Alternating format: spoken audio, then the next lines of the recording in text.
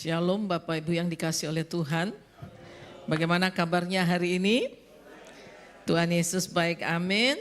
Puji Tuhan. Saya ingin menyampaikan selamat Paskah ya. Kita bersuka cita di dalam Tuhan. Pagi-pagi saya memang di hari ini hari yang luar biasa. Salah satu jemaat saya sumbang babi 1 ekor. Dia bilang ini, Ibu Lani, saya ada babi 1 ekor.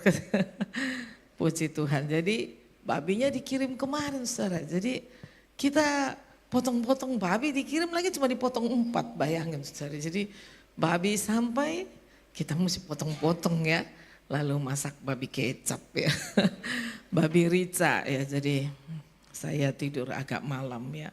Pagi-pagi semua sudah sibuk. Untungnya puji Tuhan. Di rumah saya sekarang ada anak-anak Papua tinggal ya. Jadi rumah saya sekarang rame saudara ya. Ada 6 anak yang saya kuliahkan ya. 4 dari Papua, 5 dari Papua, 1 dari Nias. Tinggal di rumah. Jadi rumah saya rame. Dulu berasnya cuma 5 kilo, 1 bulan gak habis. Sekarang 50 kilo. Waduh. Makannya luar biasa ya. Jadi begitu saya bilang kita mau dapat babi, wah mereka senang sekali saudara. Ada 1 anak pendeta dari Kalimantan kuliah di STII. Waktu Imlek saya bilang sudah kamu main ke rumah ibu aja. Besok kita kan Imlek gitu ya. Ada makan-makan, ada ini. Nanti kamu dapat angpau gitu. Dari Imlek gak mau pulang-pulang sampai sekarang. Jadi ada 7 anak tinggal sama saya. Wah rame saudara ya. Puji Tuhan ya. Cuma saya bilang, tadi pagi saya bilang, kalian kan nanti bawa makanan nih ke gereja. Ya, kasih tinggal ibu sedikit saya bilang. Karena ibu sampai siang pasti sudah habis nih babi ini. Babi ricanya 1 kuali besar gini ya. Tapi saya tahu ini pasti habis ini gitu. Saya bilang, tinggalin ibu sedikit. Saya bilang, oh siap Bu, siap ya. Puji Tuhan ya. Orang Papua itu kalau namanya bilangnya wam ya. Kalau ada wam itu wah luar biasa, senang banget saudara ya. Kita bersyukur. Nah hari ini nih hari Paskah. Jadi waktu saya buka lemari saya mau pakai hitam. Oh jangan. Ini hari sukacita, amin. Ini hari apa? Kemenangan. Wah. Jadi saya pakai warna kuning aja saudara ya. Karena ada di depan mata saya itu. Ya, saya punya 1 baju ungu persis kayak WL-nya. Jadi saya lihat gini ya, kok mirip ya. Waduh, kalau saya pakai tadi saya bisa jadi WL juga. Puji Tuhan ya. Hari ini kita mau belajar the grave is empty, the debt is paid ya. Saudara artinya apa? Kubur itu kosong dan hutang dosa kita sudah lunas dibayar. Lunas. Ya mungkin di khotbah saya yang ketiga mungkin ya, saya bicara tentang itu. Kalau tidak lunas, Yesus nggak bangkit. Ya. Jadi betul-betul lunas, baru dia bangkit saudara. Wah luar biasa ya. Kebangkitan Kristus itu saudara bukan dongeng, bukan cerita C.H. Andersen, bukan dongeng. Itu sungguh fakta sejarah, itu sungguh-sungguh terjadi bahwa di 1 pagi, kubur itu kosong ya. Dan waktu perempuan-perempuan datang dengan kesedihan mereka mendapati batu yang besar itu sudah tergolek ya. Nanti kita belajar saudara. Mereka memikirkan bagaimana batu itu bisa didorong disingkirkan ya. Mereka berpikir seperti itu tetapi mereka lupa, mereka tidak tahu saudara. Bahwa sesungguhnya masalah kehidupan mereka sudah dibayar lunas oleh Tuhan. Wah luar biasa. Kita baca dulu yuk ayat kita. Kita baca dari Lukas pasal 24 ayat yang ke-5 dan ayat yang ke-6. Mari kita lihat ya. Lukas pasal 24 ayat yang ke-5 dan ayat yang ke-6 ya. Kalau saya dapat mari kita membaca bersama-sama. Demikian bunyi firman Tuhan. Mereka sangat ketakutan dan menundukkan kepala. Tetapi kedua orang itu berkata kepada mereka, mengapa kamu mencari dia yang hidup di antara orang mati? Ia tidak ada di sini, ia telah bangkit. Ingatlah apa yang dikatakannya kepada kamu ketika ia masih di Galilea. Ayat yang ketujuh, yaitu bahwa anak manusia harus diserahkan ke tangan orang-orang berdosa dan disalibkan dan akan bangkit pada hari yang ketiga. Amin. Saudara yang kasih oleh Tuhan, kalau saya mempelajari dan membaca ya Injil-Injil, nah ini luar biasa. Ya. Kalau di awal kita membaca Injil, kita belum tahu peristiwa kebangkitan, kita mungkin merasa, oh kita nggak terlalu mengerti, saudara. Tetapi ketika kita sampai kepada peristiwa Yesus bangkit dari kubur, maka kita akan mengerti semua yang dia katakan. Bahwa ternyata sebelumnya waktu Yesus belum disalibkan, Yesus sudah bicara ulang-ulang bahwa dia akan mati disalib, menanggung dosa dunia, dan dia akan dibangkitkan pada hari yang ketiga. Ya, kalau orang bule bilang, kalau kita sampai kepada kebangkitan, maka semua yang dikatakan Yesus itu make sense, masuk akal. Oh begitu tuh maksudnya, gitu. Ya, kita ingat pagi itu, ya masih gelap dan wanita-wanita pergi ke kubur. Ya, mereka ingin meminyaki tubuh Tuhan karena Tuhan Yesus itu saudara disalibkan pada hari Jumat sore. Dan sebentar lagi mereka akan persiapan untuk hari Sabat. Nah ini luar biasa. Orang Yahudi saudara punya hari Sabat, yaitu hari Sabtu. Mereka tidak bekerja. Bahkan mereka tidak boleh menyalakan kompor. Mereka harus memberikan hari itu buat Tuhan. Jadi kalau kita ada di Israel, khususnya di Yerusalem pada hari Sabat, itu sangat tidak enak. Mengapa? Makan paginya itu saudara semua dingin. Yang panas itu cuma mesin kopi. Karena mesin itu otomatis. Bahkan saudara liftnya itu ada lift khusus untuk hari Sabat. Ya, di mana orang nggak perlu pencet liftnya. Karena dia naik setiap tangga terbuka, setiap level dia terbuka, setiap tingkat dia terbuka gitu saudara. Ya, jadi dia naik sampai di level berapa orang nggak boleh memencet lift karena itu dianggap pekerjaan. Nah, tapi kalau orang Indonesia, sembarang aja saudara ya. Ya, saudara yang dikasih oleh Tuhan. Nah, itu bedanya saudara. Ya, jadi buat orang Yahudi mereka sangat apa? Satu bangsa yang sangat religius. Sehingga Jumat sore itu waktu Yesus mati, dia cuma digulung dengan kain kafan, tidak sempat diminyaki, tidak sempat dilulur. Kalau kita istilahnya tidak sempat dimandikan gitu. Ya, saya cerita tentang Ibu Nunung ya, yang sakit 2 minggu 3 minggu yang lalu, saudara, yang stroke itu loh, saudara. Sudah dipanggil Tuhan, ya. Sabtu yang lalu kami memakamkan dia, Jumat yang lalu kami memakamkan dia. Dia pendoa pagi yang luar biasa, ya pendoa yayasan, pendoa Papua yang luar biasa. Nah saudara, waktu dia dipanggil Tuhan, saya malam itu saya datang hari Kamis lalu saya bicara, dia dipanggil Tuhan saudara. Waktu saya datang mantunya bilang, tante tensinya 60, 20. Tadi malah 28. Waktu saya lihat, oh kayaknya sudah enggak bisa ini. Sudah waktunya harus pulang. Jadi saya berdoa, saya suruh semua cucunya minta ampun sama dia, minta maaf, bicara ya. Mereka semua nangis, bicara, Oma terima kasih, Oma sudah rawat saya, Oma sudah, semua ngomong. Sesudah itu mereka keluar, saya menyanyi saudara. Di rumah tempat yang senang ya, terus nyanyi. Oh Yerusalem, kota mulia. Terus hatiku rindu ke sana. 60 dit, turun saudara, 30 dit.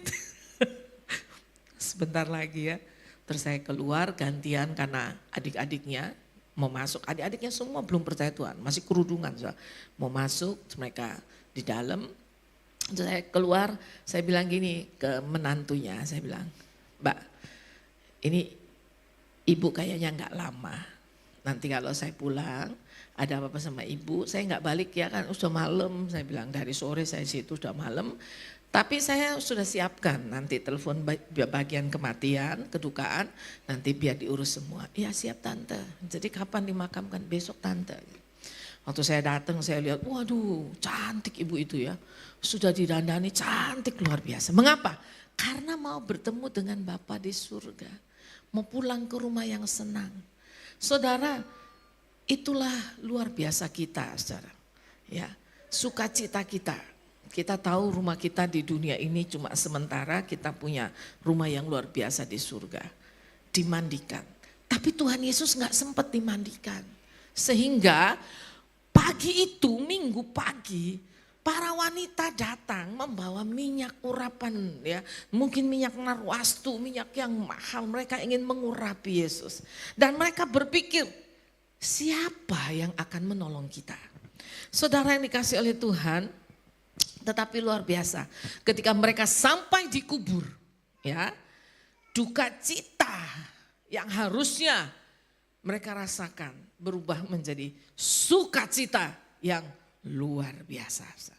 Ya, mari kita melihat di dalam Yohanes pasal yang ke-20. Ini ayat yang dikasih kepada saya, saudara. Jadi harus dibacakan. Mari kita lihat Yohanes pasal yang ke-20. Ya. Di sana di dalam ayat yang ke-11 dikatakan demikian. Tetapi Maria berdiri dekat kubur itu dan menangis. Ya, Maria menangis. Yang lain pulang waktu diberitakan oleh malaikat, dia tidak ada di sini. Ya. Semua pulang tapi Maria tidak. Maria berdiri dekat kubur itu dan menangis. Sambil menangis ia menjenguk ke dalam kubur itu dan tampaklah olehnya 2 orang malaikat berpakaian putih. Yang seorang duduk di sebelah kepala, yang lain di sebelah kaki tempat mayat Yesus terbaring. Kata malaikat-malaikat itu kepadanya, "Ibu, mengapa engkau menangis?" Jawab Maria kepada mereka, "Tuhanku telah diambil orang dan aku tidak tahu di mana ia diletakkan." Sesudah berkata demikian, ia menoleh ke belakang dan melihat Yesus di situ, tapi ia tidak tahu bahwa itu adalah Yesus. Saudara, dari sini kita belajar kadang-kadang saudara, ada sesuatu yang menutup mata Maria. Dia gak bisa melihat Tuhan Yesus. Saya percaya fisik Tuhan masih sama. Saudara.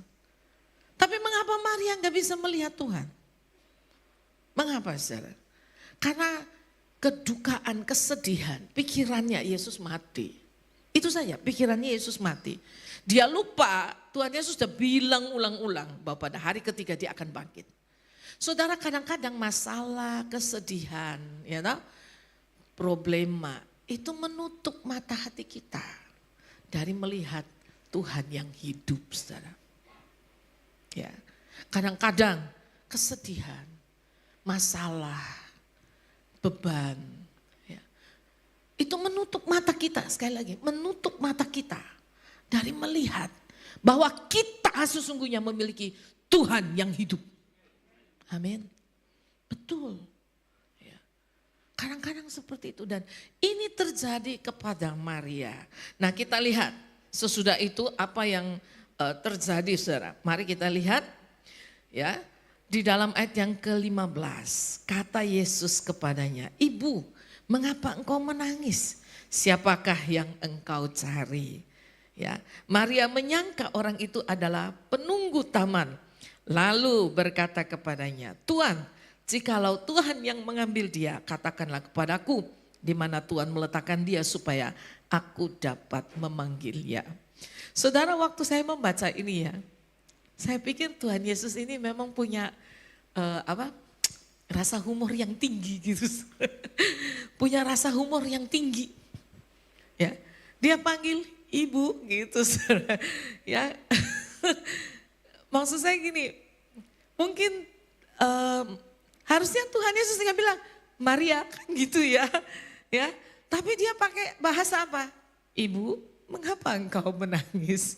Ya, jadi waktu saya baca ini saya pikir, ya Tuhan tuh luar biasa ya gitu ya. Ya kadang-kadang saudara kita ini kan terlalu serius dengan masalah hidup kita gitu. Terus kita susah gitu loh saudara. bawaannya drama-drama gitu ya. Saya termasuk tipe orang yang gak suka drama-drama saudara ya. Jadi biar saya sudah sakit gitu ya, tak tahan gitu loh saudara. Tapi banyak orang, maaf ya, suka mengasihani dirinya sendiri. Ya, aduh, aku nih orang paling malang di dunia. Semua nggak perhatikan aku, anak-anak nggak sayang, orang tua nggak peduli. Aduh, guys, suka drama. Ingat ya, berhenti mengasihani diri sendiri. Ya, ini hidup kita mesti berjuang, Ustaz. Ya. Tapi saya perhatikan kadang-kadang banyak orang suka drama, suka mengasihani diri. Nah, kita kembali saudara. Lalu ayat 16, kata Yesus kepadanya, Maria. Wah, ya Maria. Saudara, saya selalu terharu saudara dengan pribadi Yesus Kristus. He called me by name. Satu kali Maria berkata, dia kenal saya, he called me, dia memanggil saya. He called me by name. Saudara tahu enggak? Tuhan mengenal kita secara pribadi dan dia memanggil kita dengan nama kita. Pendeta aja kadang lupa nama kita. Betul ya? Saya suka lupa ponaan saya. Aduh siapa namanya, lupa saudara. Tapi Tuhan tidak pernah lupa nama kita. Dia memanggil kita dengan nama kita. Satu kali ada suami ini, istri sudah menikah lama. Sudah 50 tahun lebih saudara. Suaminya ini sudah luar biasa, rambutnya sudah putih. Satu kali ada tamu datang ya. Lalu tamu itu mendengar suaminya kalau panggil istrinya begini. Sayang gitu. Sayang, ya, ada tamu gitu. Habis itu dia panggil, honey, bisa nggak bikinin minum gitu ya. Karena dia agak ke Belanda. Sebentar dia panggil, Scott, artinya sayang gitu ya. Nanti nggak lama dia panggil, cinta gitu. Saudara. Wih tamunya heran, wih om sayang banget ya sama tante ya. Panggil sayang, cinta, terus apa lagi? Honey, babe, ya toh. Lalu suaminya bilang ini, bukan gitu, ini rahasia ya, saya kasih tahu kamu. Sebetulnya saya lupa namanya siapa. Saya lupa namanya siapa. Istri saya itu saya lupa. Jadi karena sudah tua, jadi saya panggil aja sayang, cinta. Saudara itu manusia, ya. Tapi Yesus tidak pernah lupa siapa kita. Dia memanggil engkau dengan namamu. Dia memanggil Maria, Maria. Maria berpaling dan berkata kepadanya dalam bahasa Ibrani, Rabuni, artinya guruku. Kata Yesus kepadanya, janganlah engkau memegang aku sebab aku belum pergi kepada Bapa. Tetapi pergilah kepada saudaraku dan katakanlah kepada mereka bahwa sekarang aku akan pergi kepada Bapa-ku dan Bapamu, kepada Allahku dan Allahmu. Sebelumnya dia hanya berkata Bapakku. Sekarang dia berkata Bapakku dan Bapamu, Allahku dan Allahmu. Wah luar biasa. Legalitasnya diberikan juga kepada kita. Wah. Karena dia sudah bangkit, dia sudah menang. Dan kemenangan yang sama dia berikan juga kepada kita. Wah luar biasa. Jadi kemenangan, kebangkitan Tuhan itu sesuatu yang luar biasa indah. Ya. Jadi kalau kita merenungkan sedikit demi sedikit, step by step. Kelamaan nanti saya khotbahnya saudara ya. Toh? Saya orang teolog perjanjian baru. Ya. Jadi sebetulnya saya suka menggali dalam gitu saudara. Cuma kalau saya gali kedalaman nanti kita kelamaan ya toh. Khotbah saya ada 4 berseri semua ya. Oke mari kita kembali kepada PPT kita saja. Supaya saya jangan kemana-mana saudara. Air mata, kedukaan. Ya. Ketika dia bingung kubur itu kosong. Yang luar biasa. Kemenangan karena Yesus bangkit, Yesus hidup. Ya. Luar biasa saudara. Mendengar Yesus memanggil namanya Maria. Air matanya berubah menjadi pengakuan yang penuh sukacita. Guru, Rabuni. Saudara yang dikasih oleh Tuhan, ya, jangan biarkan masalah, ya, kedukaan, problema kita menutup mata kita dari melihat Yesus Kristus yang hidup, saudara. Ya. Jangan biarkan masalah itu menguasai kita. Kesedihan itu menguasai kita. Saudara, ada 3 makna teologis dari kebangkitan Yesus. Ya, mengapa kubur itu kosong, saudara? Itu adalah kabar baik yang luar biasa buat kita. Yang pertama, saudara, kebangkitan Yesus, ya, secara teologis menyatakan bahwa Yesus berkuasa mutlak atas maut. Ya. Kematiannya bukanlah suatu kekalahan. Maut tidak pernah memiliki kuasa atas Yesus. Yesus yang memegang kendali atas segala sesuatu. Kalau saudara baca, saudara, ya, di dalam Lukas 24 ayat 46 sampai 47, Yesus mati. Bukan mati tidak berdaya. Yesus mati karena dia menyerahkan nyawanya. Ya. Yesus berkata, aku berkuasa atas nyawaku untuk menyerahkannya dan mengambil kembali. Ya, luar biasa, saudara, Tuhan kita. Dia berkuasa atas nyawanya. Kita sudah belajar, ya, hari Jumat, ya, ketika salib, ya, Yesus mati di salib. Yesus bukan mati karena tidak berdaya. Yesus bukan mati karena dibunuh oleh tentara Roma, bukan, saudara. Yesus bukan mati ya karena sudah waktunya, bukan. Yesus mati karena dia menyerahkan nyawanya. Ya. Kalau dia tidak serahkan nyawanya, dia nggak mati-mati. Biar dia digantung 1 tahun di situ, dia nggak akan mati. Tapi dia mati karena dia menyerahkan nyawanya. Karena dia taat kepada Bapa di surga. Bapa di surga punya rencana bahwa Yesus harus datang menjadi manusia. Mati di kayu salib buat orang berdosa. Sebab itu Yesus mati. Saudara, kematian Yesus karena dia menyerahkan nyawanya.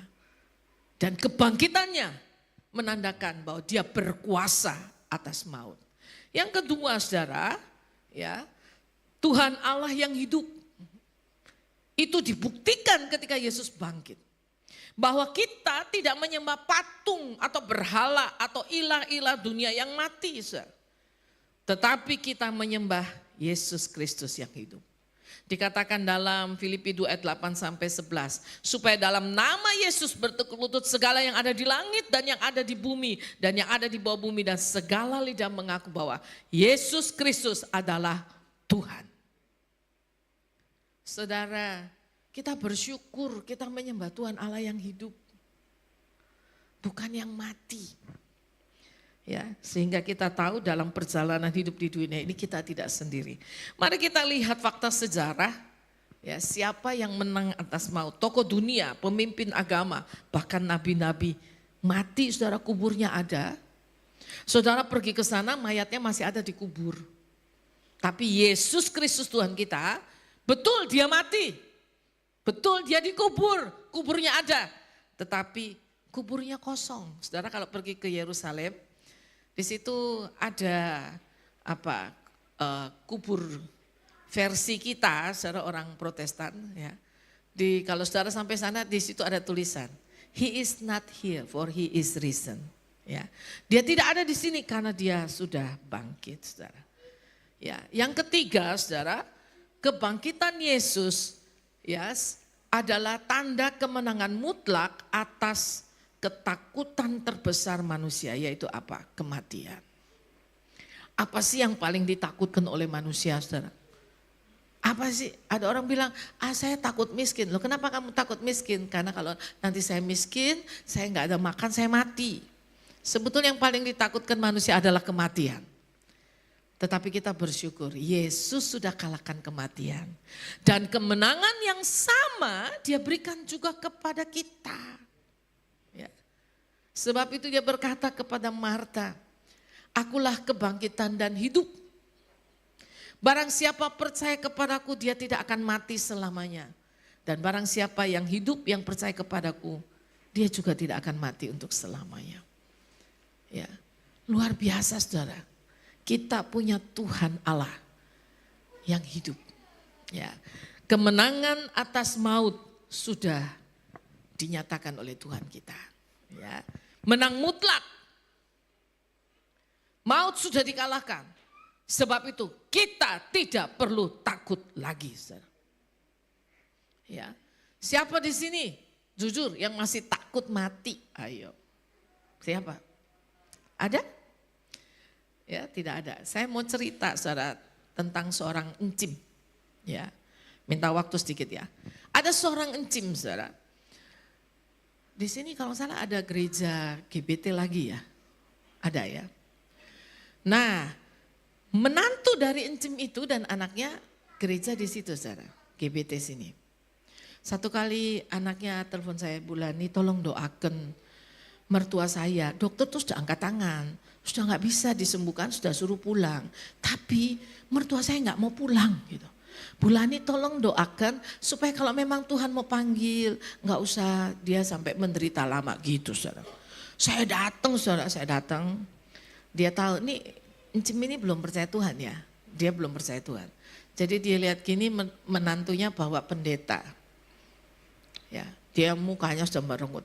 Terus saya bilang, Cim bagaimana kabarnya Cim? Jadi ya, Cim mau gak Cim didoakan? Menantunya bilang, Ma ini loh ada Ibu Lani, Ibu pendeta. Dia jawab gini, saya gak mau mati, saya gak mau mati. Saya bilang, Cim kita gak doakan supaya Cim cepat mati. Enggak Cim, saya nih mau cerita sama Cim. Kalau Tuhan Yesus tuh baik loh Cim, sayang sama Cim gitu. Dia balikin badannya saudara, set ke tembok gitu. Dia nggak mau lihat saya, dia balikin gini. Saya bilang, Cim tahu nggak? Tuhan Yesus tuh baik loh Cim. Tuhan Yesus tuh sayang loh sama Cim. Tuhan Yesus juga sayang sama saya. Cim tahu nggak? Tuhan Yesus itu karena begitu sayang sama kita, Cim. Tuhan Yesus tuh sediakan kita rumah di surga loh Cim. Bagus banget loh Cim. Rumahnya itu terbuat dari emas Cim. Dari batu permata. Jalannya dari emas. Saudara tahu waktu dia dengar emas. Dia langsung balikin badannya. Gitu. Karena emas tuh. Jadi dia balikin badannya, dia lihat saya gitu sah. Terus ini benar sah. Terus dia gitu, wah puji Tuhan. Ya. Terus saya ceritain. Encim tahu nggak, rumah saya di surga bagus loh Cim, jalannya dari emas. Encim mau nggak punya rumah yang dari emas? Dia bilang apa saudara? Mau. Encim tahu nggak caranya? Saya kasih tahu gini, gampang kok Cim, nggak usah bayar gitu. Ya, Encim ini perhitungan, nggak usah bayar. Percaya Tuhan Yesus, dia sudah mati di salib. Ya dia bangkit, dia hidup, naik ke surga. Dan dia sediakan rumah. Encim kalau percaya Tuhan Yesus ya Cim. Encim diselamatkan, dosa Encim diampuni. Encim dapat rumah di surga. Dia mau saudara. Saya doakan dia, luar biasa. 2 hari kemudian dia pulang. Karena dokter udah angkat tangan, dia pulang. Saudara tahu, minggu berikutnya, 1 bulan kemudian saya ketemu sama menantunya, saya tanya, oh ya apa? Encim, terus dia cerita, gini loh, mama itu waktu pulang Bulani, minggu berikutnya dia sudah minta ke gereja. Tapi kan belum bisa Bulani, jadi saya bilang tunggu ya Ma, minggu berikutnya baru dia pergi. Gereja belum buka, dia sudah berdiri di depan gereja. Saudara. Ya gereja ini yang dekat kita ini, dia sudah berdiri di depan gereja. Lalu 1 bulan kemudian dia dibaptis dan rajin sekali ke gereja. 2 tahun kemudian baru dia dipanggil Tuhan. Saya tahu nanti saya ketemu Encim itu di surga. Ya, saudara, kita punya pengharapan yang luar biasa. Amin. Kita punya kemenangan. Karena apa? Kemenangan yang sama itu diberikan juga kepada kita. Encim itu enggak takut mati lagi. Saudara. Saya tanya gimana? Mama, oh luar biasa Bulani. Mama itu semangat ibadah, langsung dibaptis. 1 bulan kemudian dia dibaptis. Dan dia setia. Ya gereja belum buka Ibu Lani, dia sudah berdiri di depan gereja. Mengapa saudara? Karena ada kemenangan di dalam Yesus Kristus. Amin. Ada kehidupan di dalam Yesus Kristus. Inilah inti Injil atau kabar baik. Ya, itu apa? Kubur itu kosong. Mengapa? Itu fakta sejarah. Bukti yang tidak terbantahkan. Bahwa kuburnya kosong. Mengapa saudara kuburnya kosong? Ya, karena Yesus bangkit, Yesus hidup. Dan hutang dosa kita sudah dibayar lunas oleh Yesus Kristus. Saudara, kalau belum bayar lunas, Yesus tidak bangkit. Karena itu saudara, mari kita berjalan di dalam kemenangan. Ya, ini penerapannya, bagaimana kita menghidupi kuasa kebangkitan itu setiap hari. Nah, yang pertama, saya selalu ada penerapan. Yang pertama, hidup dalam ucapan syukur. Kita lihat 1 Korintus 15, ini Paulus bicara saudara tentang kebangkitan Yesus. Kalau Yesus tidak dibangkitkan, maka sia-sialah iman percaya kita kalau Yesus tidak bangkit. Tapi kita bersyukur Yesus bangkit, karena itu di dalam 1 Korintus 15 ayat 57 dikatakan, tetapi syukur kepada Allah. Syukur kepada Allah. Di dalam 2 Korintus ya, sama juga dikatakan saudara, di dalam 2 Korintus pasal yang sebentar. Ya. 2 ayat 14, tetapi syukur bagi Allah. Ya, syukur bagi Allah. Nah, mengapa saya katakan ucapan syukur ini penting buat kita? Ya.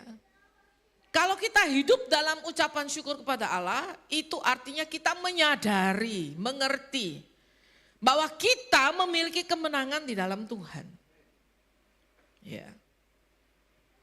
Sekalipun hidup di dunia ini banyak masalahnya, banyak pergumulannya, betul. Enggak ada orang hidup itu tidak ada masalah. Kita ini akan cuma sawang sinawang melihat. Seneng ya jadi orang itu, seneng ya jadi bapak itu, jadi ibu itu. Seneng ya anak-anakmu berhasil, seneng ya usahamu. Loh, saudara tidak tahu betapa besar harga yang dibayar untuk keberhasilan itu. Enggak mudah saudara, betul.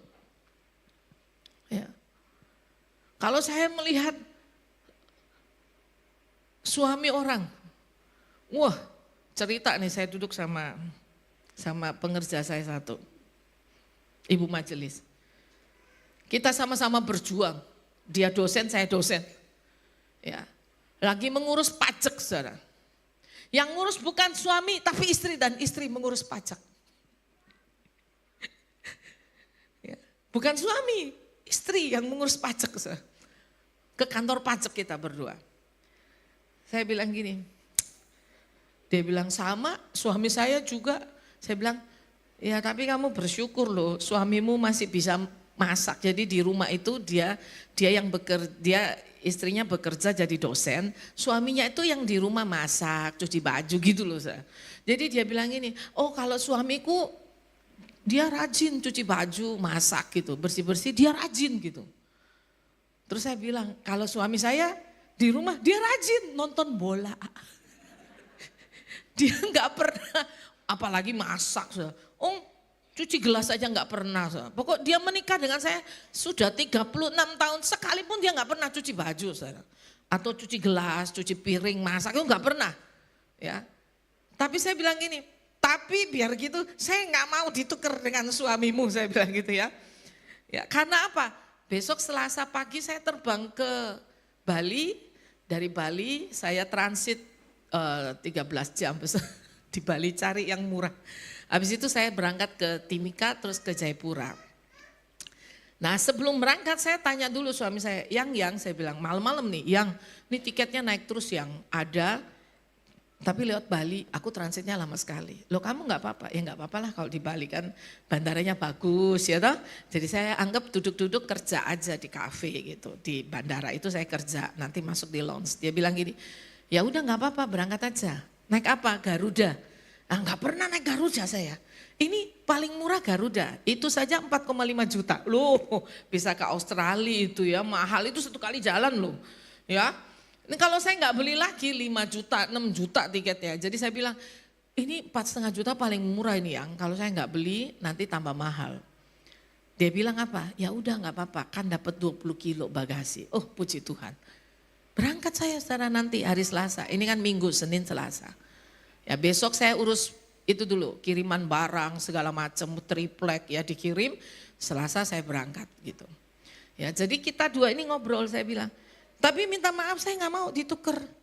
Loh kamu itu, dia bilang iya, dia itu saudara pergi kemana aja suaminya tanya kemana, jam berapa pulang. Nggak boleh sendiri, aku antar gitu saudara. Jadi maaf ya, apapun masalah kita, kita belajar bersyukur. Saya bersyukur saudara punya suami Daniel Tumbel, meskipun dia nggak bisa masak, nggak bisa nyuci, nggak bisa nyetrika, nggak bisa apa-apa, nggak bisa nyapu, nggak bisa ngepel, nggak bisa saudara, nggak bisa. Tapi saya bersyukur, saudara. Itu yang terbaik yang Tuhan berikan. Ya. Jadi gini, saya mau beritahu saudara, belajar bersyukur kepada Tuhan. Ya, karena kita tahu hidup kita ini kita nggak lihat manusia, kita lihat siapa? Tuhan gitu loh. Ya, ini banyak hamba Tuhan di sini. Kita ini nggak hidup dari manusia, kita nggak hidup dari gereja, nggak hidup dari perpuluhan. Ya Pak, kita hidup dari Tuhan. Kalau manusia tutup pintu berkat kita, oh Tuhan punya 1001 cara untuk membuka pintu-pintu berkat buat kita. Ya, hidup dalam ucapan syukur. Yang kedua, berdiri teguh dan jangan goyah, 1 Korintus 15. Tetapi syukur kepada Allah yang telah memberikan kepada kita kemenangan oleh Yesus Kristus Tuhan kita. Karena itu saudara-saudaraku yang kekasih, berdirilah teguh. Jangan goyah. Nah, berdiri teguh. Pertama penerapannya mengucap syukur. Kita sudah diberi kemenangan, Yesus sudah menang buat kita. Kita enggak sendiri berjuang di dunia ini. Ya, jadi saudara tadinya saya pikir aduh nanti 12 jam di bandara. Saya tidak sendiri, ada laptop. Maksud saya bawa laptop sekalian kerja, enak enggak ada yang ganggu saya. Ya, ada Tuhan bersama saya. Ya, kalau mau berangkat ke Papua itu saudara ya, kalau sudah lihat hujan, guntur tuh, itu perjalanan jauh itu saudara. Saudara tahu Makassar, Makassar tuh transitnya jauh, jalannya jauh gitu loh saudara. Ya, belum nanti saya kayak kuli panggul saudara, pakai backpack, bawa tas lagi gitu, bawa koper. Waduh ya, kalau naikin ke atas tuh ya, pramugari mungkin lihat ibu ini sering naik pesawat, koper saya kan banyak tempelannya terkenal saudara. Waduh ini kopernya pasti berat gitu, berat saudara 20 kilo kadang. Ya, karena sekarang kan bagasi cuma 10 kilo. Nah saudara tetapi jangan goyah. Biarpun masalah banyak, jangan goyah. Berdiri teguh. Ya. Kadang-kadang kan kayaknya aduh udah berat nih masalah saya, kayaknya saya udah burn out. Atau kadang-kadang kita rasa aduh kayaknya capek hidup saya. Ya, berjuang. Kalau kita jadi orang tua nih, kalau pagi banyak orang tua ya. Berjuang buat anak-anak, betul ya? Bangun, masih gelap kita udah bangun ya. Semua udah tidur, kita belum tidur ya toh. Kita berjuang buat anak-anak. Saudara jangan goyah. Ya. Berdiri teguh. Karena apa? Kemenangannya memberi kita kuasa untuk hidup. Kita bisa menang atas dosa, atas kedagingan, atas godaan dunia ini. Dan jangan biarkan imanmu digoyahkan oleh keadaan. Tetap kuat di dalam Tuhan. Saudara. Ya. Yang ketiga, saudara, kita menyebarkan keharuman Kristus. 2 Korintus 2 tadi. Ya ayat 14-15. Jangan sia-siakan hidupmu, serahkan hidup dipakai Tuhan. Jadilah saksinya. Menyebarkan bau yang harum dari Kristus melalui karya penyelamatan dan kasih dimanapun kita berada. Paulus berkata dengan perantaranya kami menyebarkan keharuman pengenalan akan Dia di mana-mana. Ya. Jadi saksi Tuhan. Kadang kan rasanya mau marah apa stop, jangan. Saya mesti jadi saksi Tuhan. Bicara jangan sembarang. Ya. Kita sebagai orang tua jadi teladan secara buat anak. Anak-anak melihat hidup kita, mau tidak mau. Ya. Saya perhatikan Anak saya laki-laki itu modelnya kayak suami saya. Saudara. Anak saya perempuan modelnya kayak saya. Saudara. Karena mereka melihat, mereka meneladani hidup kita. Dan yang paling penting mereka harus melihat ada Yesus dalam hidup kita. Ya. Itu yang Tuhan mau, saudara. Karena itu saudara ingatlah bahwa di dalam Tuhan jerih payahmu tidak sia-sia. Ya. Dikatakan dalam ayat 58 bagian B, dan giatlah selalu dalam pekerjaan Tuhan. Ayo ambil bagian dalam pelayanan. Jangan jadi orang Kristen yang biasa saja. Jadi orang Kristen yang luar biasa. Sudah belum terjun dalam pelayanan. Loh saya sudah tua, saya bisanya apa? Loh bisa. Satu, kita bisa jadi pendoa. Ya, bisa jadi pendoa. Ada jam-jam doa di sini, ikut. Jadi pendoa, bisa saudara. Di rumah kita bisa ambil waktu khusus setiap kali berdoa. Doakan Bapak Ibu Gembala Saudara. Saudara harus berdoa loh buat Bapak Ibu Gembala Saudara. Betul, kalau nggak ditopang doa nggak bisa. Berdoa untuk para pelayan Tuhan. Penatua, diaken, majelis, hamba-hamba Tuhan, doakan saudara. Ya, saya buat Zoom doa pagi. 4:30 pagi saya sudah bangun, saya buat Zoom. Jadi setiap pagi saya buat daftar doa yang sama setiap hari. Mendoakan pendeta-pendeta hamba Tuhan, para penatua, diaken. Lalu ada beberapa gereja cabang kami yang ikut saudara. Semua ikut doa, kita doakan semua setiap hari.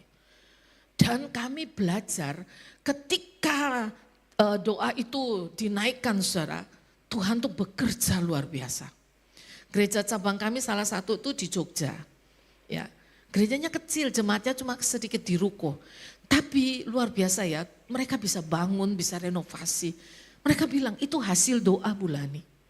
Ya, kita juga punya cabang di Papua, ya, Nancy dan Kiel. Doa mereka nggak main-main, saudara. Kita harus punya gedung gereja sendiri, gitu, saudara. Ya, dan saya melihat ya, pelayanan mereka diberkati luar biasa. Ya, semangat, saudara. Setiap hari ada yang main tamborin. Wah, pelayanannya bagus. Ya. Begitu juga ada pos PI 1 yang berdoa bersama-sama. Luar biasa, Tuhan juga bekerja. Jadi gini saudara, ayo kita jadi pendoa, ambil bagian berdoa bersama-sama. Bukan cuma doa, saudara juga bisa partisipasi dengan tenagamu. Ikut memperhatikan gereja, datang lebih awal, bantu atur. Bisa saudara. Atau kalau kita ada acara perjamuan kasih dan sebagainya, saudara bisa ambil bagian. Atau saudara dengan harta kekayaanmu, engkau bisa ambil bagian untuk pelayanan di tempat ini. Biar cuma sedikit, ya saya cuma punya 50.000, 100.000, enggak apa-apa. Dengan uangmu engkau bisa melayani Tuhan. Ya karena itu saya mau mendorong saudara, ambil bagian di dalam pelayanan. Karena saudara dikatakan begini ya, sebab kamu tahu bahwa dalam persekutuan dengan Tuhan, jerih payahmu tidak sia-sia. Tidak ada yang sia-sia. Begitulah cara kita mengumpulkan harta di surga. Ya, kubur kosong dan utang dosa kita dibayar oleh Tuhan. Karena itu saudara, hiduplah dalam kemenangannya hari ini. Kiranya Tuhan memberkati kita.